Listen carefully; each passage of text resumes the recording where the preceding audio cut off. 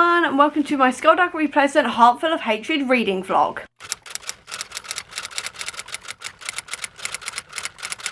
The latest Skulduggery Pleasant book has just dropped through my door, so I'm taking you along with me as I read this book. I know absolutely nothing about what's coming in here. I do not even know the synopsis, because I like to go into these books with absolutely no knowledge whatsoever. And the only thing I really know about this book is that Derek Landy himself has said that we are going to absolutely hate him by the end of it. So I'm a little bit scared, but I'm also really excited about it. I will say that this vlog is going to contain major spoilers for the series as a whole and for this book specifically, because obviously I'm vlogging this. I'm obviously going to be talking about specifics, and with that out of the way, let's open this up and see what's going to happen next, even if I'm a little bit scared about what's coming, because if Derek Landy said we're going to hate him, I'm sure he's about to do something absolutely diabolical, and I am scared. But anyway, I'm not going to find out unless I read this book, so let's get into it. So quickly before we start, can we just appreciate the sprayed edges and then also the end papers and the sign, like the signature as well, because naturally I got the signed version, and then this is also the end papers, which is presumably Valkyrie, but in my mind, in that photo and then also this bit here, she looks a bit like Scarlett Johansson. I don't know if that's just me, but she's definitely reminding me of Scarlett Johansson in this cover. But now with that out of the way, let's actually start this book and see what diabolical thing Derek Landy has done this time. Just the opening dedication is already got me intrigued, because it says, this one is to Freddy and Jason and Michael and Ghostface. This is to all of the slasher movie killers, in fact. All of those icons of destruction with their terrible jokes and sublime threats and glowering, hulking silences. This is to all of the wonderful ways they've thought of to kill somebody. And this is also to those who survived their rampages, who stopped running, turned round and kicked their asses. So, very intrigued already. I'm very much a slasher fan. I love slasher movies, especially the Ghostface stuff with the original 6 Scream movies. So very intrigued by this one. I know the last book went very slasher based, so very excited for more sort of Skulduggery slasher action, but also slightly worried because obviously slashers mean a lot of murder and everything else. So I'm just going to say right now, if whoever's the killer in this touches Skulduggery, Valkyrie, Ghastly or Tanith, Derek Landy, it's on. I'm just warning you now. If he touches any of those 4, or Omen. Omen wasn't in the last book, but if Omen's in this one and something happens to him, there will be repercussions. I'm just putting that out there now. If anything happens to them, there will be repercussions. And I feel like editing me is going to be watching this back later and laughing. She is. She absolutely is. We shall see anyway. So anyway, now it's time to get on and read it. I just wanted to point out that original like bit at the beginning there, the nice little dedication, and then my little warning just in case. So we'll see what happens now. That warning's already coming to effect even in the prologue, because we've got a witch mother and someone called Leopold Husk talking to each other about whether or not they're going to help Valkyrie Kane. And the witch mother, or at least Leopold Husk, said, you wish to warn her, you said. Why can't you? And the witch mother has sighed and gone, there are people in this world who need to suffer, Leopold. They are made strong through this suffering. They are made powerful. What the future holds for this girl is beyond what any reasonable person could be expected to endure. But endure it she must. So Valkyrie Kane needs to suffer, said Husk, which means she's going to lose someone she loves. And her heart will break, said the witch mother. Oh, and her heart will break. I swear to God, Landy, I swear to God, because I know the cover for the next book, which is A Soul Full of something. I've forgotten the name of it. I'll put the cover here. But the front cover there is apparently, the person on the cover is Cadaver Kane, which is obviously the future version of Skulduggery who's lost Valkyrie. Oh dear God, I'm hoping I'm wrong. I'm literally 3 pages in and I'm already sat here going, oh dear God, something terrible is about to happen. So, worried, doesn't even begin to sort of cover what I'm feeling right now. I am genuinely terrified about what's going to happen now. So Valkyrie's also starting to lose some of her powers, or at least her powers are starting to wane a little bit. That's going to get quite interesting, because obviously Valkyrie has always been really powerful, or at least has had some level of power. Even when she was learning, she was really good with magic and everything else, and now that it's starting to wane a little bit, is she going to go back down to where she was before all of Darkest, or is she going to lose her magic entirely? This could get interesting. This could get very interesting if something's going to happen with her magic in terms of it completely leaving her or something. Is it going to be like actually when she completely lost all of her powers before she got the stuff she's got now?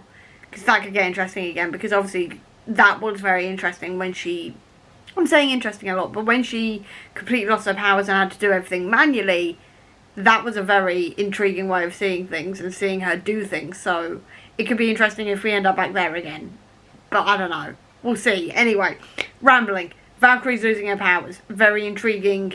Very excited to see where that goes. And also the fact that there's been another murder as well. So very intrigued to see where this is going to go and what the murder mystery is going to be this time. We've also just had a reference to Romeo Gideon and the fallout from them finding out that he was a not very good psychic who essentially guessed his way through, like, figuring out if like people were actually guilty of their crimes instead of actually reading their mind. And it's really interesting to see. I'm using the word interesting a lot, I apologise, but I love seeing the fact that there's been fallout from that, and the fact that every case he's ever done has had to be reinvestigated all over again, and they've got lawyers and things who are essentially now saying, oh no, it's a biased process, you can't use it, and this kind of thing, because obviously these psychics can be biased, because look at Romeo Gideon and things like this. And I just find that so fun, because I really love Romeo Gideon as a character. I love to hate him in the radio play, which was the I keep on wanting to call it The Haunting of Hill House, the House on Hollow Hill, the Haunted House on Hollow Hill. That one. I really liked his character because I love to hate him, and I love that he's getting mentions now in the main series as well, not just in that spin-off. And Winter, aka Alice, Valkyrie's sister, is going down a dark path again because she is with her friend Mia, and Mia is causing basically a distraction while Winter is stealing things from, like, a pharmacy, like stealing makeup and things like this. And then she's also confronted the woman who was being racist to her friend and accusing her of all sorts, and was saying that to give in here and now to the urges within her to tear off that sheet and become someone who used violence to batter the world into a more palatable shape. She wasn't ready to take that step. Not yet. And I'm like, ooh. Obviously we know Winter has a lot of darkness in her, obviously with the whole malice stuff and everything else, so we know that there's a lot in there that could obviously go dark side, but the fact that it's still there and it's very much in the front of her head slightly worries me again, especially with the whole Valkyrie's going to lose something dear to her. I've just realised if they mess with Valkyrie and Winter's parents and they die again, Landy will be in trouble with me. There will be consequences. So hopefully not Valkyrie's parents either, because I love her parents. Like, so much. Her parents are hilarious. But yeah, I'm just worried about Winter now as well, because I feel like if one thing happens, something bad happens, she may tip over once again into the dark side. So a little bit worried.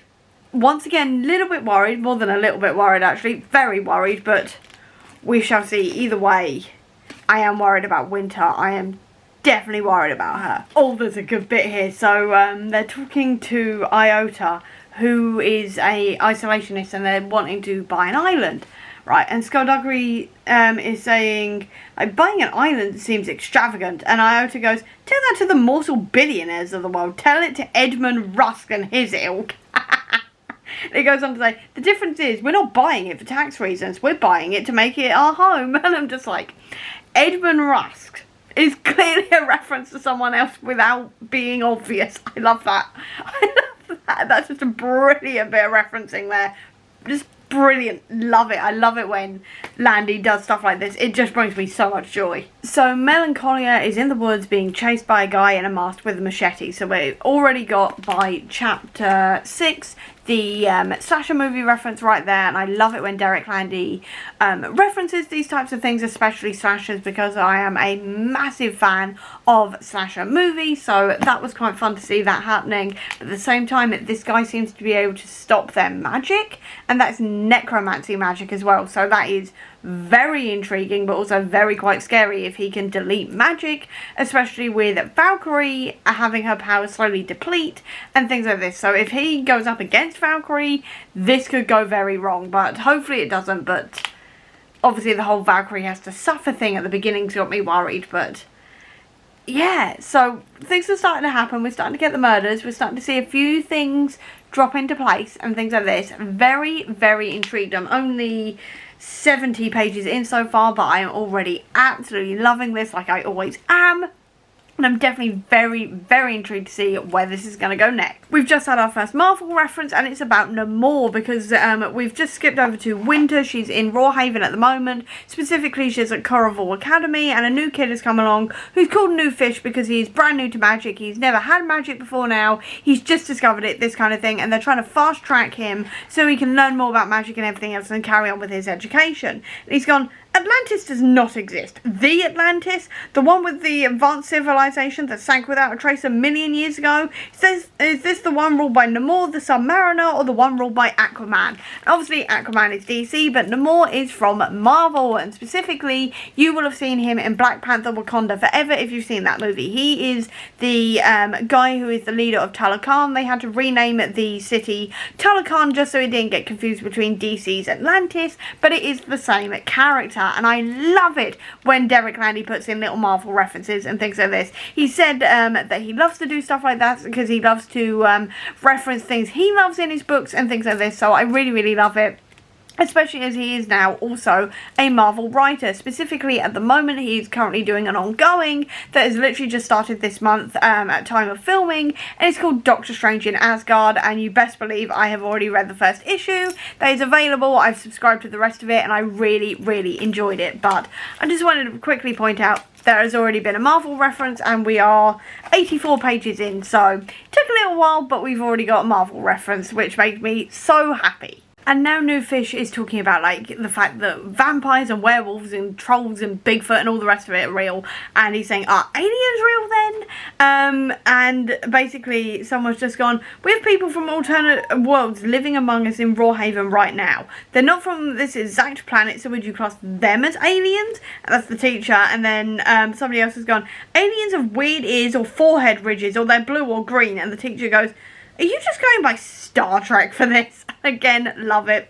I am also a Trekkie, so love that reference. So they're also having problems with the cleavers. So the cleavers are having a sort of restructure. So the Rippers are potentially coming back to retrain some of the cleavers so they're not just mindless killing machines. And while they'll be less effective, they'll still be really, like, possibly more alive, to be honest. Because, like they said, their numbers have halved in the last 25 years. So that's very interesting. Again, I'm using the word interesting, but things are moving around all over the place. This is very interesting to see how things are changing in Rawhaven and how things have changed, like they said, after the big, like, reset and things like this with Darkest. So very, very intrigued to see where that's going to go with all the stuff with the cleavers. Derek Landy is definitely setting up a lot of things to change within the universe, so very intrigued to see where this is going to go. I love every time Maya Sotis turns up, because obviously Valkyrie isn't wearing the bracelet that she needs to wear to remember who she is, so every single time she goes out of sight she just forgets about her. It's kind of like Addie LaRue in that sense, and I really like Maya Sotis, not just because of that reason, because she reminds me of Addie, but also just because it's just quite funny how Valkyrie's always like, who? Whenever she's walked out of the room, even though she's just been having that conversation with her. But also, I think her and Fletcher could be really cute together. I don't know. I kind of like the idea of Maya Sotis and Fletcher together. They just strike me as quite cute in a way, especially considering Maya Sotis keeps on flushing, like blushing and everything else whenever Fletcher so much as looks at her. So, yeah, I think they could be cute. And I swear to God, if something happens to them, I'm remembering what book this is and what Derek Landy has said, and if something happens to them, once again, I'm bracing myself. I'm definitely bracing myself, because, I mean, I'm this far in, I'm 132 pages in, and I'm just starting to get a tad bit worried about what's going to happen, because obviously Valkyrie has already been attacked by the new serial killer and nearly killed because he took away her power as well, somehow, and I'm just worried.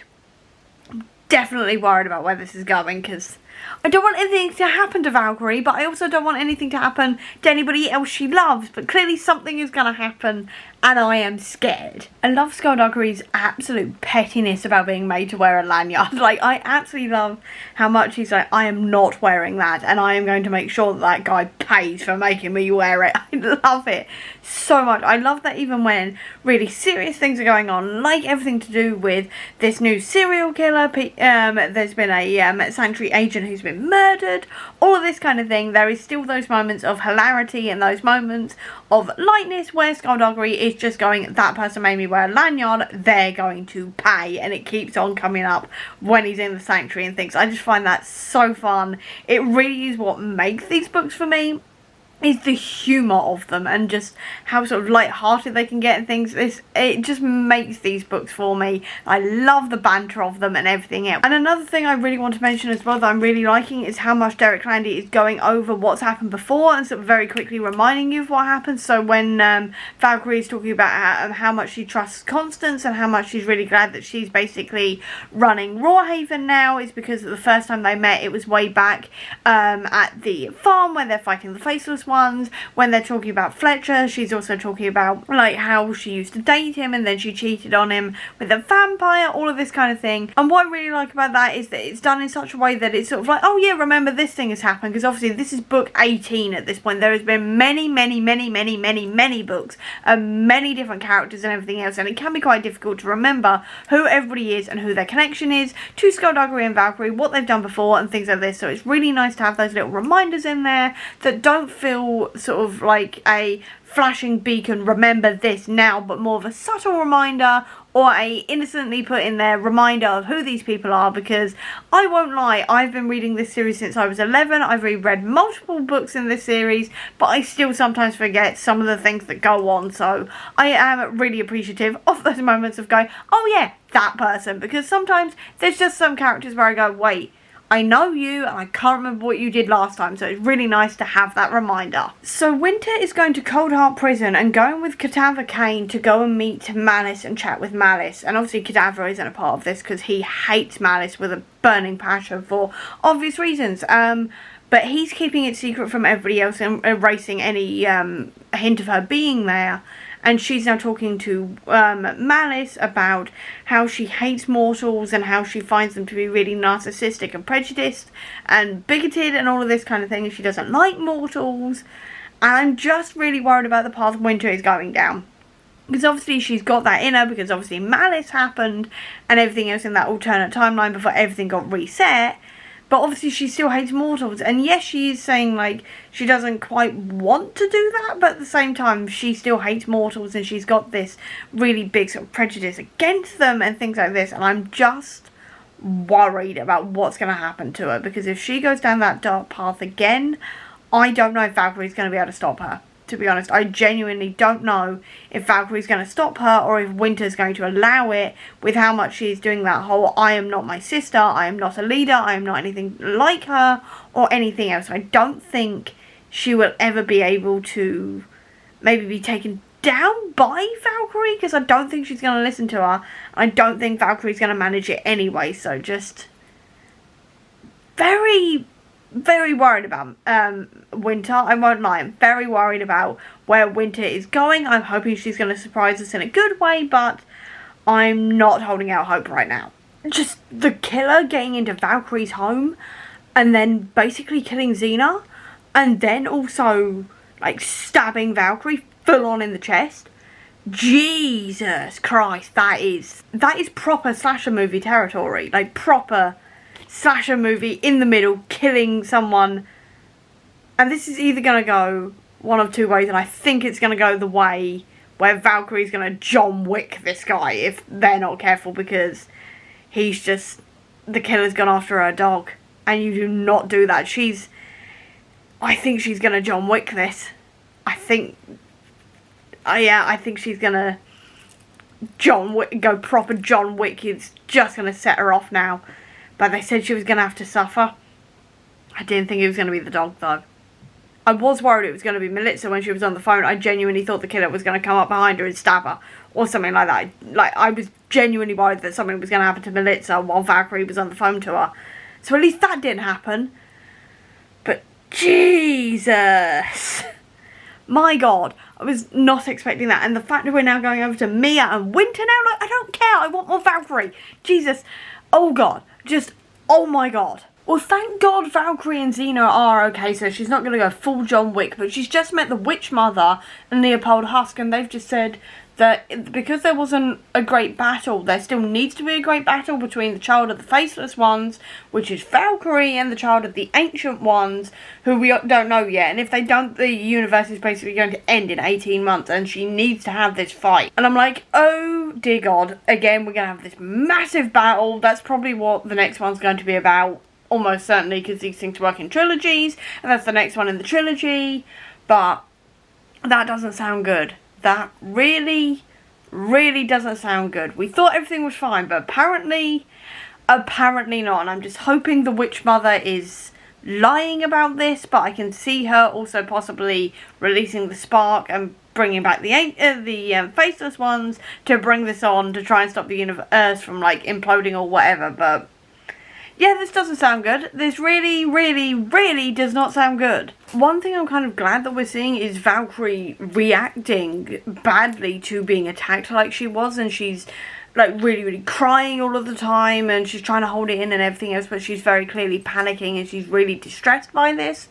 And I'm really glad that we're actually seeing that, because we haven't seen that from Valkyrie in a while, and obviously what just happened to her was really, really traumatic. So I'm kind of glad that we are actually seeing her react like that and seeing her sort of go back to that emotional state that she was in just after everything that happened with Darkest, where she had to take herself off and everything else, and she's just sat in her car for 80 minutes and it's just kind of gone like that, because she's just been staring into space, which is kind of like what was happening to her after everything that happened with Darkest. So I'm kind of glad that we're seeing that again, in the sense that it's nice to see Valkyrie have those moments where she's not this really strong woman who just lets everything slide off her and everything else. It's really nice to see that again, but at the same time it is also worrying because everything that is going to be coming for her, because I have no doubt that the Witch Mother is actually correct in this, and we are going to be seeing some kind of big fight between the child of the Faceless Ones and the child of the Ancient Ones,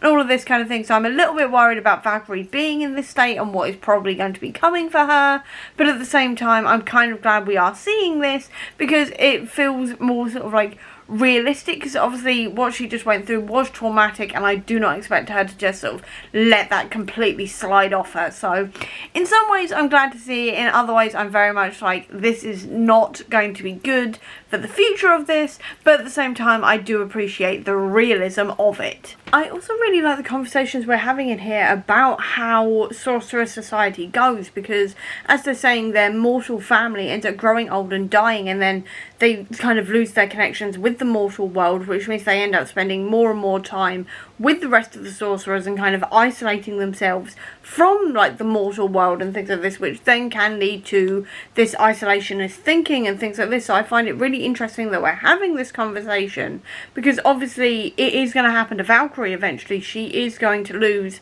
her parents and things like this, because her parents are getting older now and things like this. And I'm really glad that we're actually like having these conversations, because in the earlier books it wasn't really something to sort of think about, because Valkyrie was still like a teenager and things like this, and yes, she did get close to losing her mum at one point, but that to me was more of like a sort of not random thing, but it was an out of the blue type thing, whereas getting older is inevitable for mortals. So I find it really interesting that we are having this conversation, and again I'm using the word interesting, but that seems to be the word of this vlog. But I do find it really interesting to see Valkyrie's life change as she's growing up and as she's having to start thinking about these things.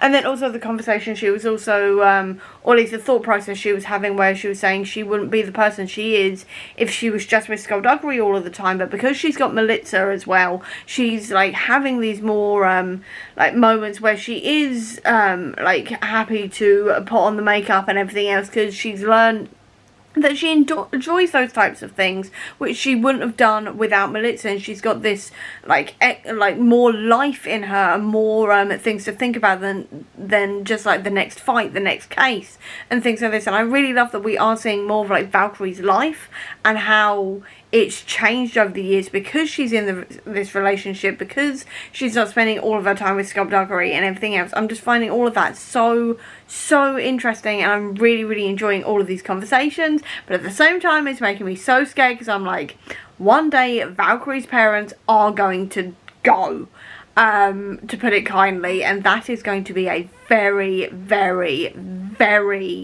hard bit. I think that's going to be a very hard bit to read, because obviously it's going to be really sad, but also because I really love her dad. I really love her parents, because her parents make me laugh all of the time. So that is going to be a really sad bit, and I do not know how Valkyrie's going to sort of cope with that. So yeah, it's an interesting one. It's a really interesting conversation they're having about all of this kind of thing. But at the same time, it's making me realise that eventually this will happen in the books, and I am not ready for that moment. And I am getting very worried with the serial killer around and everything else, with the cleavers who are starting to go on strike, and the change in the cleavers, and the fact that Valkyrie's already been attacked once, and now Xena, who was also attacked, is with her parents. I am worried about her parents now, and obviously the whole Valkyrie's got to suffer thing, and our heart's got to break and everything else. I am worried about Valkyrie's parents in this book now, so I'm just worried about everybody. I'm just worried about absolutely everybody right now. We've just had a screen reference because it says, "Don't say that," Melissa responded, frowning. "That's what they say in the slasher movies when the girl runs up the stairs when she should be going out the front door. These stairs go down." It's a line from Scream. And I'm literally wearing, I don't know if you can see, but I'm literally wearing my Ghostface Killer earrings today. So that's just a nice little coincidence that, obviously, I mean, this is a kind of slasher book. It's based on horror and everything else. So naturally there was going to be some kind of Scream reference. But the fact I also put in my Scream earrings today. So just wanted to point that out. Nice little coincidency reference there. So Maya Sotis has just been killed by Gestalt. And Valkyrie's just gone out of the line of sight. And her magic, Maya Sotis' magic, is still in effect. So as soon as she was out of line of sight, Valkyrie has forgotten. And now everyone's in danger, and Valkyrie's got no idea because she can't remember. Oh, God. And I liked Maya Sotis. I mean, don't get me wrong. I forgot about her from book to book because apparently the magic even works on me as a reader. But I liked Maya Sotis. Oh, I really liked Maya Sotis. Oh, I'm really sad she's gone now. I really liked her. But oh, God, as well, because now, obviously, the killer's here. Because, of course, they are. And Valkyrie can't remember they're all in danger. Oh, God. And I've only got about 120 pages left. It's all going to kick off now, I just know it, but oh, God, I should have known as soon as Maya Sotis became a sort of main character who kept on popping up in this book. I should have known she was gone, because that always happens. They make him a main character in these things, and then they die. Oh, damn it. I liked Maya Sotis. And now Winter is on the island, and now Gestalt is after her, because he just killed Brazen, because Brazen was going to kill Winter, and obviously that was going to set Valkyrie off, and Brazen was sent there by the like the ancient witch, I've just forgotten her name, but the witch who's just told Valkyrie about the prophecy and like the fight between the ancient ones and the faceless ones and everything else, and she did it, so then Valkyrie had to suffer and everything else, and oh, God, this isn't going to end well. This really is not going to end well. Oh, God, if something happens to Winter, I don't think it will, but if something happens to Winter, Valkyrie's never going to recover. Valkyrie will never recover if something happens to Winter. And now Chorus Wild has attacked the big gala, and he's gone. There's going to be bombs setting off now in 26 minutes, and it's going to stop the island from being able to basically dimension hop, and everyone is now in danger. There's 100 pages left, and I am very scared about what's going to happen. I am genuinely scared because I've got this much left. And Derek Landy is known for, well, being Derek Landy, and I'm just remembering The Man with the Yellow Eyes and everything else he's done over the years, and I am so scared because he obviously said you're gonna hate me for what I'm gonna do in this book. I'm genuinely scared. I am genuinely scared right now. It's all going to hell because obviously they've managed to defuse the bombs, but Ghastly's been kidnapped. He's been taken by Chorus Wild, and Chorus was about to basically execute him and a bunch of mortals, and now Cadaver has turned up with the missing cleavers. Oh god, I've got no idea how this is going to end. And also that fight with Valkyrie and Gestal, whatever his sonic name is, the serial killer. Brutal, absolutely brutal. And I don't believe he's dead because the killer always comes back for one final scare. We know this is a massive thing, and also I just had this feeling, and I'm glad it's not true because obviously he was kidnapped, but before, like when Ghastly was gone, we didn't know where he was, and before Ghastly was then like found and sort of brought out chained, I had a really bad feeling that he was going to turn out to be Gestal. And I know that's going to sound awful. Abby, I know you're watching this and I know you're going to shout at me for that one. I know, but it's the Scream references that got me there. Because in Scream, the Scream killers, the Ghostface killers, every single movie are always part of the group. Because it was Stu and Billy in the first one and things like this. I won't go into anybody else who was Ghostface killer. I'll just mention them because they were the first two. And obviously it was 25 years ago. But every single time it is always part of the group, and it's part of the main characters of the film. They are the Ghostface killer, and because there's been so many Scream references in this book, I was wondering if Derek Landy was going to do something like that, and it was going to be the person you least suspected who is part of the group who was actually going to turn out to be the masked killer.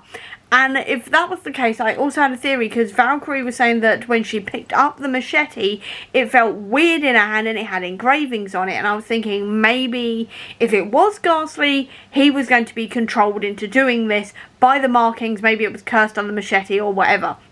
So it wasn't going to be him doing this willingly whatsoever. But I'm so glad that wasn't true. I am so glad that wasn't true, but it was just the Screen references that were getting to me and getting into my head and causing that theory, so I'm so glad that wasn't true. But right now I'm still scared for Ghastly's life because he's literally handcuffed. He's got no powers right now because he is handcuffed, presumably because that's what they usually do with these things. And now Cadaver Kane is here with the cleavers, and Chaos Wild is in the middle of this, so this can't go well. This cannot in any way, shape or form go well, and I've only got 60 pages left. I'm bracing myself, to say the least. I am bracing myself for this. It's Kalen? The guy in the mask is Kate. I was not expecting that. I was not.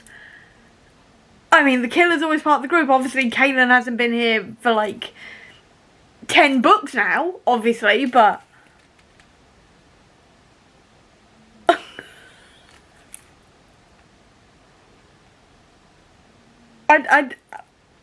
my God. That may be the greatest plot twist I've read this month. And I've read some plot twists this month.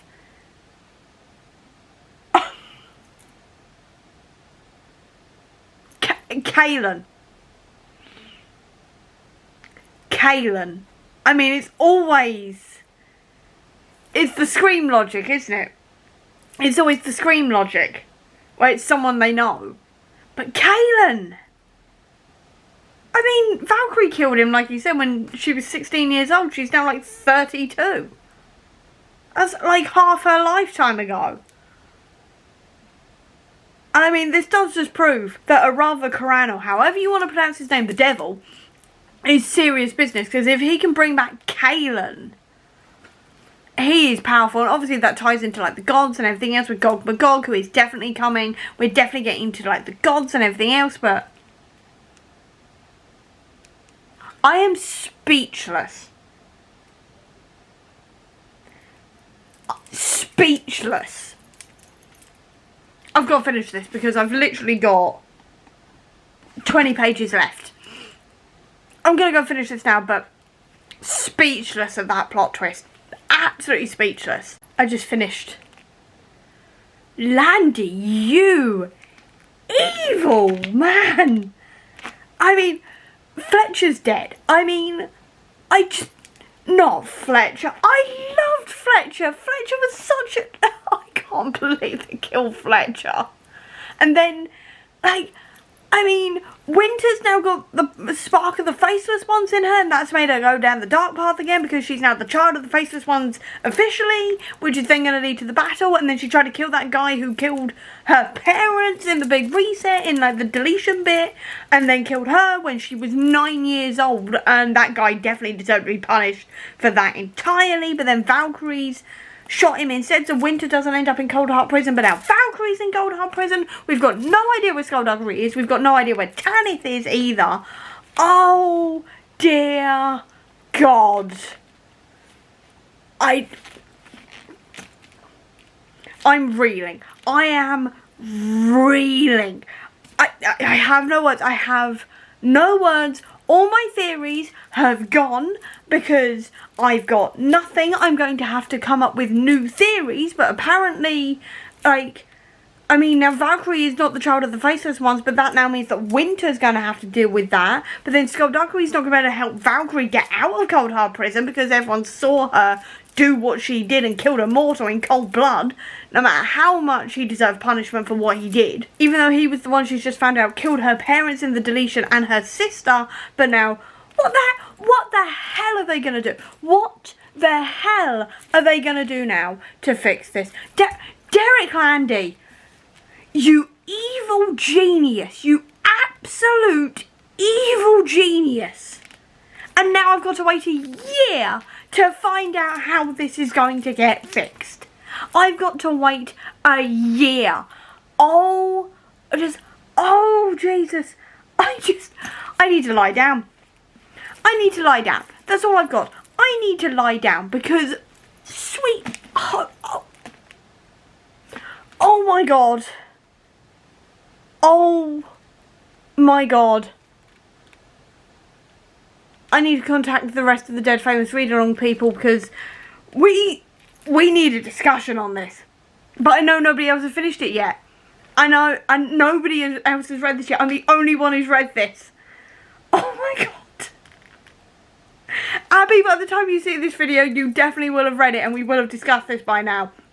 But oh my God. Derek Landy, you evil genius. That's the only thing I've got right now is Derek Landy, you are an evil genius. And I also desperately need a sling ring so I can, oh, not the sling ring. I don't need a sling ring. I need a time stone to go forward a year in time so I can see how this is all going to end because I do not see how he's going to manage it. How the hell is he going to fix this? Seriously, how the hell is he going to fix this? Because I've got no idea. I have no idea how he's going to fix this. I got nothing. I've got nothing further than how does he fix this? I mean, 5-star read, don't get me wrong. Absolute 5-star read. Absolutely genius, but he was right when he said we're going to hate him by the end of this book. He was damn right. And I think that's how I'm going to wrap this video up because otherwise I'm just going to keep on repeating myself. So I hope you enjoyed this video. If you did, please do give me a thumbs up. Comment down below, tell me what you thought of this book and how you think they're going to get out of this. I'd love to know because currently I've got no idea. Or if you don't have that much time, leave me a skull emoji down below to let me know that you were here. I'll also leave a link as well down below to all my social media if you want to check it out, including to the Comic Book Sanctum, which is my website dedicated to Marvel Comics, which has actually got a guide on there to everything Derek Landy has ever written for Marvel, if you want to check that out, as well as a link as well down below to my bookish Etsy store if you want to treat yourself to something bookish today, or to organise your life via Notion this year. Or if you just want to see any more of my videos, please click subscribe here, and over here will be the link to my previous video. Until next time everyone, bye!